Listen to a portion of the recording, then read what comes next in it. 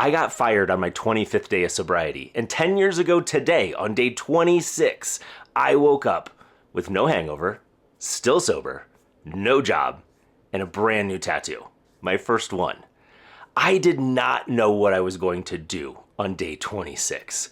I was 26 days sober. I was barely functioning in the world, not to mention trying to now navigate being unemployed and being let go from a fairly public position. See, like most industries, even in a big city, industries are small. And so everyone knows where you work. And the company I worked for, I had a very public position. And I didn't know how I was going to navigate that. I didn't know how I would find a new job. I didn't know if I could find a new job.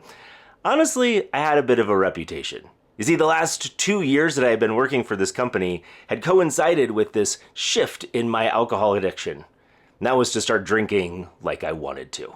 See, every time my drinking shifted, something changed, but this change was a big change.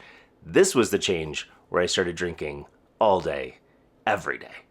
All of a sudden, this new position allowed me freedom during the day, and it was incredibly social. So I just drank. I drank, and I drank, and I drank. And because it's a big company, it took them a long time to let me go. Honestly, it had been coming for a long time.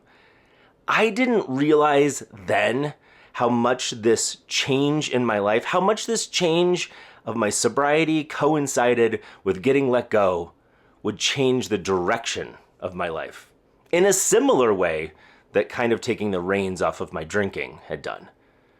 I had started to figure out what I wanted in life.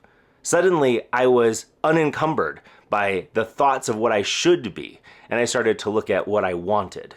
Now, I'm not gonna lie. On day 26, these kinds of thoughts weren't occurring to me. It was a little bit of a panic. So I took some time to figure out what I needed. I started looking for a job. I made some phone calls. I found a place to work that I thought was temporary. And then I spent 4 years there. I took this opportunity to shift a little bit. It changed everything. It led me to where I am today. And like most of us, when we track back our entire lives, we can see what looks like a straight line to today. But on day 26, when my first tattoo was healing, and I was scared, and I was just trying not to drink, it didn't feel like an opportunity. It felt like a day pretty loaded up with fear.